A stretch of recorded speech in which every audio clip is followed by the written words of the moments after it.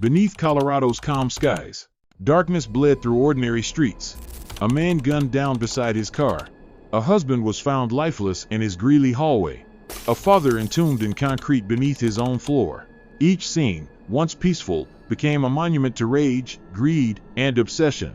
Decades now pass behind prison walls. Now there is no chance to bring the innocent back. Inside Colorado's most notorious female killers. Full list and shocking true crime cases. Welcome back to Justice Reversed, where real crimes meet real justice. Number 1. Alicia Valdez. Some crimes begin in silence but end in echoes that never fade.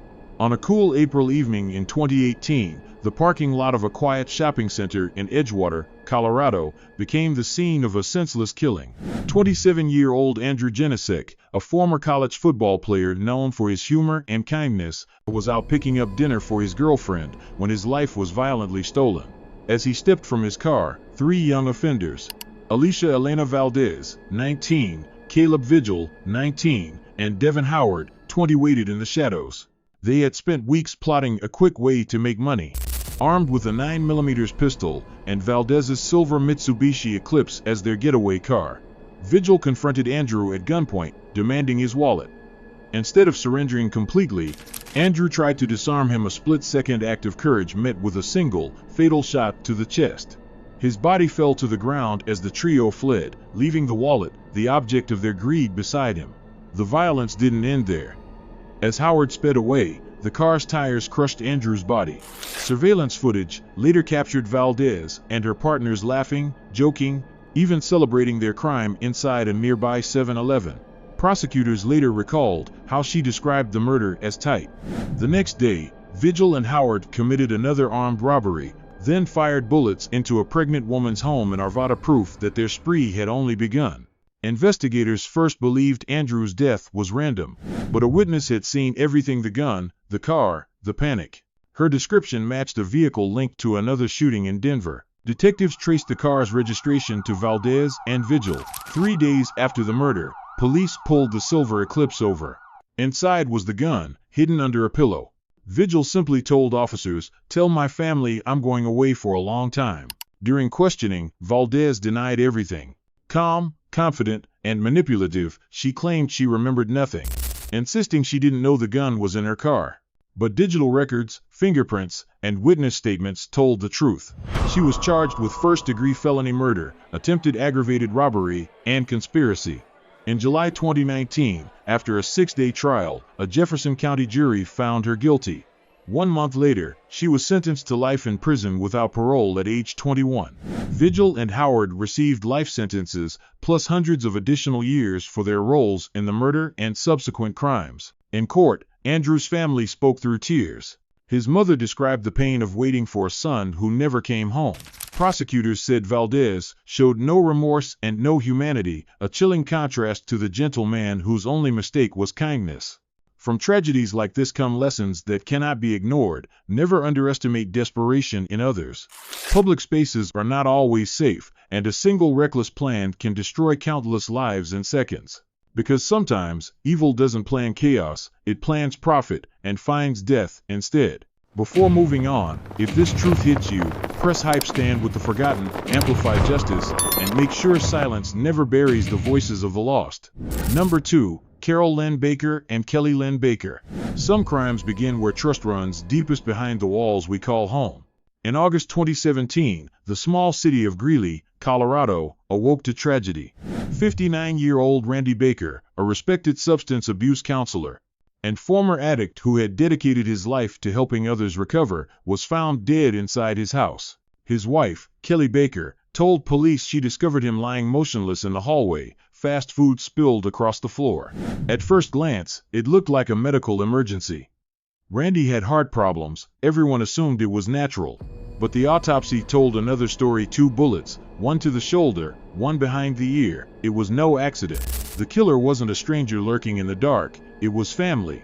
Investigators uncovered a conspiracy more twisted than anyone imagined, orchestrated by Randy's wife, Kelly, his sister, Carol, and his nephew, Kelly Raisley, a man Randy had once helped through addiction. Their motive: money. Kelly stood to gain over $130,000 from life insurance and the equity in their home. Text records later revealed that Kelly and Carol exchanged more than 4,500 messages in the months leading up to the murder, full of bitterness and contempt. After Randy survived a surgery in June, Kelly texted Carol, "The A. survived." Together, the sisters planned his death. Carol introduced her son Reali, telling Kelly to save his number under the alias Sonia. For $10,000 and Randy's Harley-Davidson, Reali agreed to pull the trigger.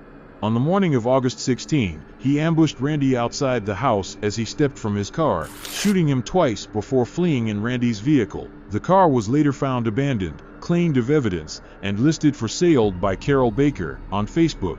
At first, the women played the role of grieving family. They wept on the lawn as police arrived, spinning stories about a suspicious man near the house. But detectives soon noticed contradictions and began to piece the puzzle together. When they discovered the thousands of text messages, suspicion hardened into certainty. Using a clever deception, investigators convinced Carol that Kelly had betrayed her son. Believing the lie, Carol broke down and confessed, exposing the full conspiracy. By 2019, all three faced justice. Reali pleaded guilty and received life without parole. Carol admitted to conspiracy and was sentenced to 30 years in prison. Kelly Baker went to trial, still defiant. When the jury found her guilty of first-degree murder, she sat motionless, eyes fixed forward. She was sentenced to life without parole, plus 48 years. The community was shattered. Friends remembered Randy as the rock of the family, a man who helped others overcome the very demons that ultimately destroyed his own home. From this tragedy come lessons too costly to ignore. Greed corrodes every bond, manipulation thrives in silence, and even love can be weaponized when trust dies. Because sometimes, the deadliest betrayal isn't from strangers, it's from the hand you once held. Number 3. Dayna Michele Jennings. Some homes hide more than memories, they conceal what we refuse to face. In December 2017, Federal Heights, Colorado, became the quiet stage for one of the state's most chilling domestic murders. 69-year-old William Mussack, a beloved substance abuse counselor who once turned his own struggles into a mission to help others, suddenly stopped answering calls. Days later, his daughter, 44-year-old Dayna Michele Jennings, claimed he had gone away. But beneath the floor of their shared home, something much darker waited. Detectives would later learn that Jennings had planned her father's death with precision. Financially strained, her massage business closed, and rent overdue, she saw in her father's savings a way out. In November 2017, she ordered the animal tranquilizer acepromazine off eBay, a substance never meant for human use.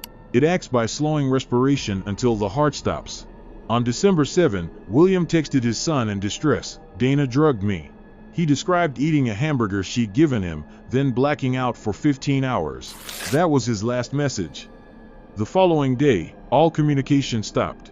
When police first visited the house on December 28, Jennings spun a web of lies. She said her father didn't really live there anymore, that he had lost his phone or gone to the mountains with a girlfriend. By the next day, the story changed. Now he was in Arizona.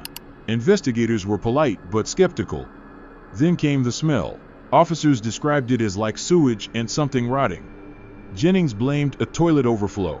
Detectives soon uncovered troubling evidence. William's phone had pinged near the home long after he supposedly left town. Witnesses said Jennings had been tearing up carpets, renting dumpsters, and doing repairs that didn't make sense. On the 10th of January 2018, police executed a search warrant. The order led them to a crawl space under the basement floor, where a newly poured, uneven slab of concrete stood out. As officers began breaking through it, Jennings quietly requested an attorney. Under the concrete, they found what was left of William Mussack wrapped in garbage and old photographs, his body entombed in cement. Toxicology confirmed he'd been poisoned with acepromazine, in a dose large enough to tranquilize several horses. Jennings admitted to pouring the concrete herself. In July 2019, after a 6-day trial, the jury found Jennings guilty of first-degree murder and tampering with a deceased human body. Prosecutors called her crime calculated, cruel, and contemptuous. Judge Patrick Murphy sentenced her to life in prison without parole, plus 6 years. The community was horrified. Chief Deputy District Attorney Rhoda Pilmer condemned the act as the ultimate betrayal, noting Jennings had buried her father as if he were trash. From crimes like this come warnings we cannot ignore. Financial desperation can erode morality. Hidden resentment festers into violence, and silence within families can mask deadly intent. Because sometimes, the evil that shocks a community is born quietly inside the walls of home. Number 4. Deka Simmons. Vengeance is rarely justice, and in Colorado Springs, it turned into something far darker. In February 2022, a brutal killing inside a quiet garage revealed a story of rage, obsession, and the thin line between belief and brutality. The victim was 48-year-old Deka Simmons, a man with a troubled past, and the killer a woman who believed she was delivering justice. Her name was Deka Simmons, then 38, and her motive was rooted in what prosecutors later described as an unrestrained hatred for anyone accused of molesting. Simmons had learned that Seha, years earlier, had allegedly been involved in a sexual relationship with a 17-year-old girl when he was 25. Though the record of that case was murky, no conviction appeared in California's Megan's Law database. Seha still had an active warrant for failing to register as a sex offender. To Simmons, none of that mattered. Her fixation grew into a mission. On the night of the 16th of February 2022, neighbors reported faint sounds of thud, then silence. In the following days, Seha vanished. According to investigators, Simmons had shot him inside the garage. What followed was an act of horrifying calculation. She dismembered his body, stored the remains in a freezer, and later moved them in a van before dumping them in a drainage ditch. For weeks, no one knew he was gone. Simmons, meanwhile, appeared calm. But on March 30, detectives with the Colorado Springs Police Department opened a homicide investigation. Within a week, they arrested Simmons. At that point, Seha's body still hadn't been found. What tied her to the killing was a trail of over 300 bloodstains in the garage. DNA matched to Seha. In a chilling Facebook message to a friend, she had written, "Did you clean the house?" Police later uncovered witness statements describing Simmons' growing paranoia. One former cellmate testified that Simmons had once boasted of killing a man she believed was a child molester. Then, in October 2023, more than a year after the murder, police received an anonymous tip. Inside a drainage culvert on West Polk Street, they found Seha's remains sealed in a plastic bag. The evidence was overwhelming. During the trial, prosecutors described Simmons as a danger to the community, a woman driven by hatred and delusion. On the 21st of August 2024, a Colorado judge sentenced her to life in prison without parole, plus 27 additional years for tampering with a body and destroying evidence. Seha's parents addressed the court through tears. His mother said, "He was killed for something that happened 24 years ago." His father added softly, "He didn't deserve to go out this way." The case sparked intense discussion about vigilante violence and the danger of obsession disguised as morality. From it, 3 lessons emerge. Anger masquerading as justice destroys both victim and avenger. The past, however painful, can't justify murder, and paranoia, when left unchecked, always finds a target. Because when vengeance replaces law, what's left isn't justice, only another kind of crime. Number 5. Lauren Dooley. Under the quiet skyline of Colorado Springs, a meeting born from a dating app turned into one of the city's most disturbing encounters. In late September 2022, 22-year-old Lauren Marie Dooley, from Colorado Springs, invited a man she'd met on Tinder to her apartment on East Cache La Poudre Street. What started as a consensual evening between strangers soon escalated. According to police records, the man, a 21-year-old, arrived at Dooley's home expecting a casual date. The two talked, shared drinks, and became intimate. Then, the tone shifted. Dooley used duct tape to bind his wrists and ankles. The man found it strange but didn't resist at first, thinking it was part of a game. Minutes later, the game was over. Dooley retrieved a kitchen knife and ordered him into her bedroom. From that moment, his compliance was no longer voluntary, it was driven by fear. Inside the bedroom, Dooley climbed on top of him and cut his left shoulder. She then choked him with her hands, pressing until he could barely breathe, then did it again with a belt. At one point, she checked his neck for a pulse. When blood began to stain her sheets, she forced him DoorDash app, ordered food, and warned, "If you scream or say anything, I'll kill you." After eating, Dooley returned to bed, knife still in hand. She fell asleep beside him, and the victim, bound but desperate, seized his only chance. Using the same knife, he sawed through the duct tape, freed himself, and bolted from the apartment, naked and bleeding. A neighbor later told reporters she saw the man cut pretty good, stumbling through the parking lot and yelling for help. A 911 dispatcher recorded his terrified voice saying, "You're going to kill me," moments before police arrived. Officers with the Colorado Springs Police Department found the victim trembling and bleeding near the apartment. Inside, they discovered blood-soaked rags, a knife beside the bed, and evidence matching every detail of his account. Dooley was arrested on the scene. With blood visible on her hands and arms, she invoked her right to silence and refused to speak to investigators. Prosecutors charged her with second-degree kidnapping, second-degree assault, menacing, and false imprisonment felonies that could carry up to 25 years in prison if convicted. As of the latest reports, her case remains pending, with no public record of conviction or plea. Neighbors described the case as unsettling and hard to believe, dubbing it the Tinder terror. Resident Lori Gloria said, "It's shocking to know someone living right around the corner is capable of." This case stands as a chilling reminder of how easily online trust can turn into real-world danger. Always verify who you meet, trust your instincts when something feels wrong, and never ignore early red flags of control or coercion. Personal safety starts long before the first meeting, and one wrong decision can change everything. Even behind a friendly screen, not every match is meant to be found. Number 6. Ashley White. Some murders begin with silence, others with a single text message. In August 2020, a simple disagreement in Commerce City, Colorado, spiraled into one of the most senseless murders in recent state history. The victim was 28-year-old Cody DeLisa, described by friends as hardworking and soft-spoken. The killer was his own girlfriend, Ashley White, then 25, a woman whose frustration, insecurity, and rage turned lethal. Their relationship had been volatile for months. White was unemployed, and DeLisa often criticized her inability to keep a steady job. In her diary, she wrote that she regretted ever meeting him, and prosecutors later revealed he had once tried to drown and burn his cat, a disturbing precursor to what was to come. On the 13th of August 2020, White attended a job interview in Denver. While riding the bus home, she texted DeLisa about it, hoping for encouragement. Instead, he responded with skepticism about her chances. Those few words ignited the fury that would end his life. Sitting alone, White struck up a conversation with a stranger, a man who called himself Scott. He asked her if DeLisa had ever hurt her. When she claimed he had, the man replied chillingly, "Then we must kill him." That night, White and the stranger stepped off the bus together. They spent time firing his gun and drinking before walking to White's home. She introduced him to DeLisa as her brother from Texas. Within minutes, 2 gunshots echoed through the quiet neighborhood.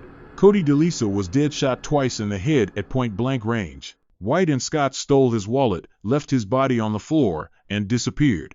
The next morning, a welfare check revealed a horrific scene: DeLisa lying in a pool of blood, his phone still near his hand. Ashley White was missing. Detectives tracked her down 2 days later in Commerce City. During questioning, she gave a detailed confession but portrayed herself as manipulated, saying Scott was the one who pulled the trigger. For nearly 3 years, the mysterious accomplice's identity remained unknown.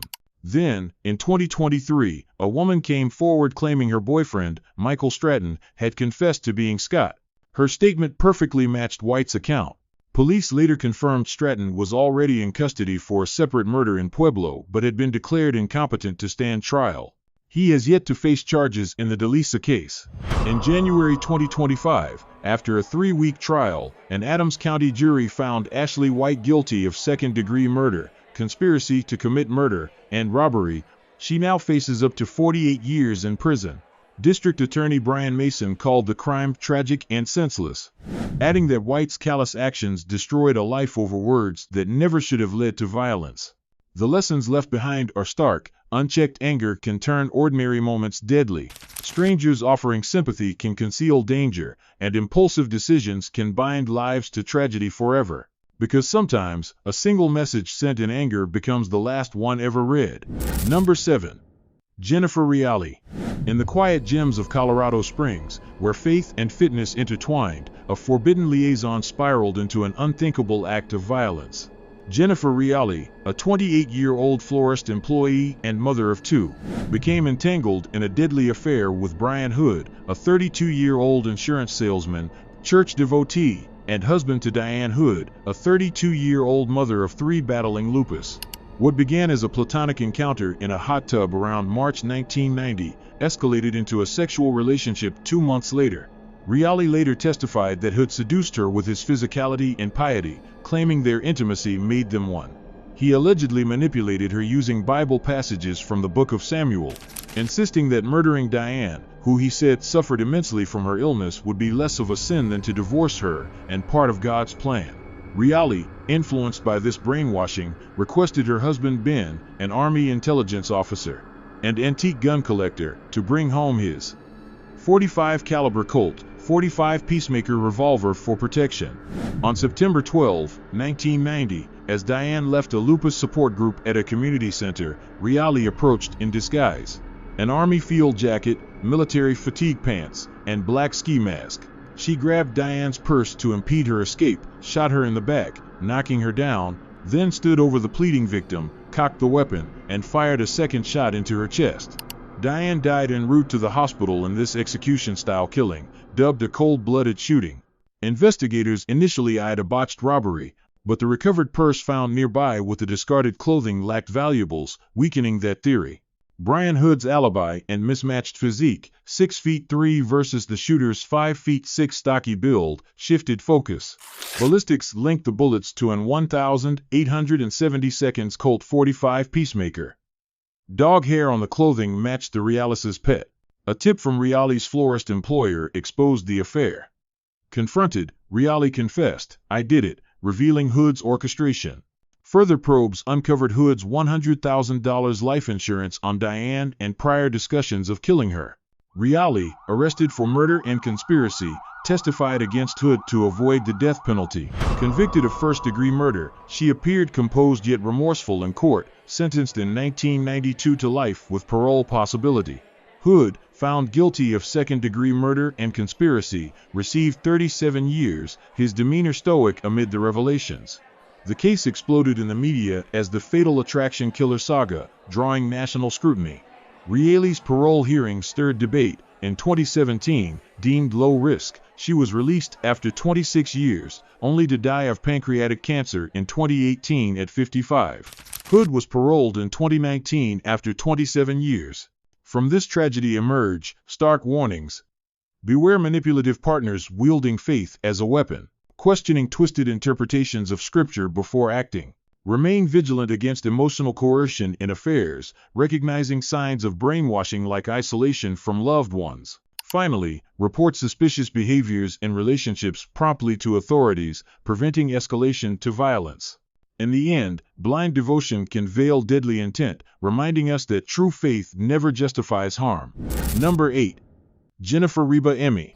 Power and compassion can divide a dangerous border, and in Colorado, one woman crossed it beyond return. Jennifer Reba Emmi, once hailed as an animal rights pioneer and founder of the Animal Law Center, lived a public life built on advocacy and empathy.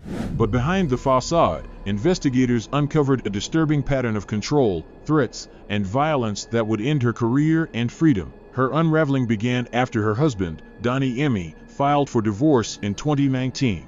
Court records describe a cascade of domestic conflicts, a knife pressed against his neck while he held their child, a choking incident witnessed by their children, threats that if she lost something precious, he would too.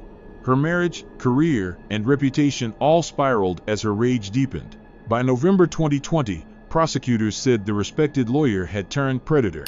She approached a ranch hand, 28-year-old Timothy Lindsay, with a chilling request to take care of her estranged husband's girlfriend, a former nanny. When Lindsay asked if she was serious, Emmi allegedly replied, "I'll have no regrets," offering several $1,000s for the job. Later, she reportedly added, "I'm inclined to kill 2 birds with 1 stone," suggesting her husband could die too.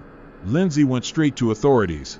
The Jefferson County Sheriff's Office opened an emergency investigation, documenting the 33-page affidavit that detailed the murder-for-hire scheme and years of harassment. Detectives found that Emmi had also researched the personal information of judges, investigators, and prosecutors involved in her cases, evidence of a broader obsession with retaliation. On the 19th of November 2020, she was arrested in Laguna Beach, California. Released on bail, she fled procedural hearings and was rearrested in January 2021. Her bond was set at $3 million, cash only far beyond her means amid bankruptcy. In June 2021, Jennifer Emmi pleaded guilty to solicitation of second-degree murder, retaliation against a witness, and stalking. In court, she appeared pale, her voice low but steady as she told the judge, "I did horrible things that were completely out of character." She insisted she was set up, yet added, "I never wanted to kill anyone." On August 16, she was sentenced to 10 years in prison, her once powerful courtroom voice replaced by the quiet shuffle of handcuffs. The legal community reacted with disbelief. The Colorado Supreme Court later disbarred her, writing that she had harmed her children and the legal system itself. Defense attorney Malcolm Sewell protested, saying she built an entire field of law that now lives in universities. Her downfall offered brutal lessons. Charm and intellect do not shield anyone from accountability. Personal despair can turn deadly when fueled by ego and control, and silence from those who witness red flags can cost lives. Awareness, boundaries, and prompt reporting remain the strongest defenses against manipulation and abuse. From courtroom advocate to convicted felon, Jennifer Emmi's case reminds us that even those who fight for justice can lose their moral compass. And when compassion becomes control, the law itself must intervene. Number 9. Dynel Lane. Sometimes evil hides behind the gentle promise of kindness, a free offer that ends in unimaginable violence. Dynel Lane, a former nurse's aide from Longmont, Colorado, built her deception carefully. To her partner, David Ridley, and family, she was expecting a baby boy named James. She displayed fake ultrasound images, attended phantom doctor appointments, and even hosted a baby shower. But the pregnancy was a lie, and when that illusion began to crumble, she decided to make it real by force. On the 18th of March 2015, Lane posted a Craigslist ad offering free maternity clothes. Responding to it was 26-year-old Michele Wilkins, 7.5 months pregnant with a girl she planned to name Aurora. When Wilkins arrived, the two women chatted for nearly an hour before Lane led her into the basement and attacked. Wilkins later told investigators she was beaten, strangled, and stabbed with broken glass. As she begged for mercy, Lane said chillingly, "If you love me, you'll let me do this." Then, using 2 kitchen knives, she cut Wilkins open and removed the unborn baby. Bleeding and fading fast, Wilkins managed to lock herself in a nearby room and dial 911, whispering, "She cut me. I'm pregnant." Officers said her calm under pressure likely saved her life. When police arrived, they found blood everywhere but no baby. Lane had already fled, telling her partner she'd suffered a miscarriage. He found the infant in their bathtub, still and silent. He rubbed the baby's chest, thinking he heard a faint gasp, but doctors later confirmed the child showed no signs of life. Investigators quickly uncovered Lane's elaborate web of lies. The precision of the incision led doctors to believe she had studied cesarean procedures. She refused a medical exam but admitted to a detective that she had cut the victim open. The medical examiner ruled that the baby had never taken a breath outside the womb, a finding that made it legally impossible to charge Lane with murder under Colorado law. During her 2016 trial, prosecutors detailed the extent of Lane's planning, arguing that her ruse had been calculated for months.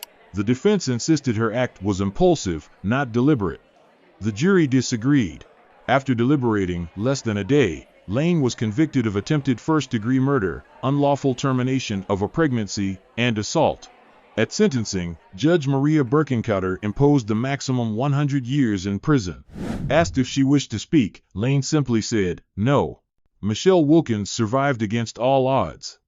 In court, she said, "This is a triumph of justice for Aurora." She chose not to hate the woman who destroyed her future, saying, "Hate would only make me like her." Her story remains a warning carved in pain. Trust should never blind us to danger. Online kindness can mask predators, and quick instincts can mean survival when empathy fails. From compassion to cruelty, the line can be paper thin, and sometimes it cuts deeper than a knife. Number 10. Stacy Rodriguez. A night that began with laughter inside a Colorado bar ended in fire, blood, and the brutal death of a kind man. Christopher Dickerson, 35, had just begun a new chapter in life after buying his first home in Greeley. On the 2nd of October 2021, he met two young women, 19-year-old Stacy Rodriguez and 23-year-old Hosanna Varela, at Cubitus Bar.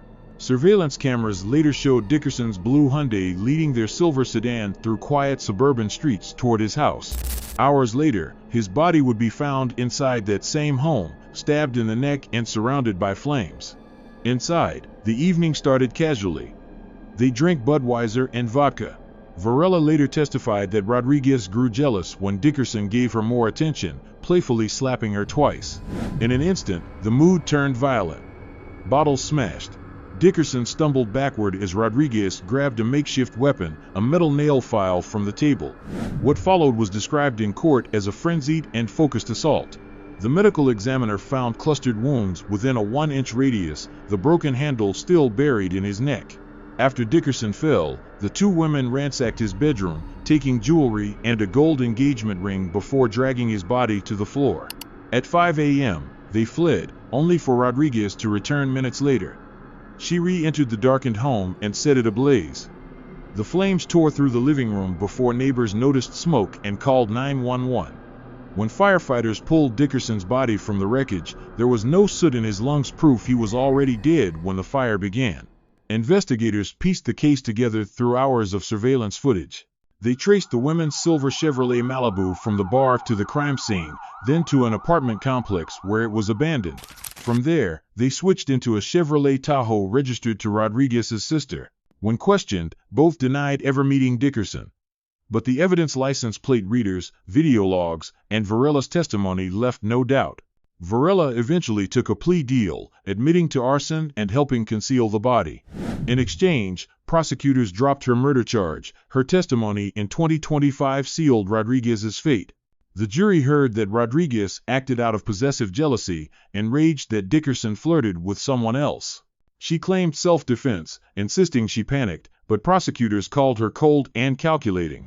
During trial, witnesses recalled her laughing in court, unfazed by the gruesome evidence. The Weld County jury convicted her on all counts: first-degree murder, arson, tampering with a human body, and burglary.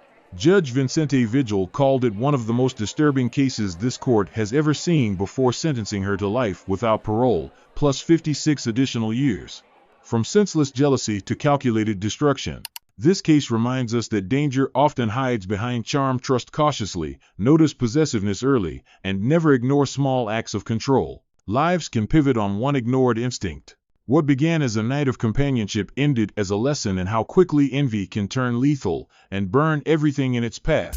From jealous lovers to twisted family plots, Colorado's most notorious female killers prove that the line between love and violence is razor thin. Each case is a chilling reminder of how quickly trust can turn fatal.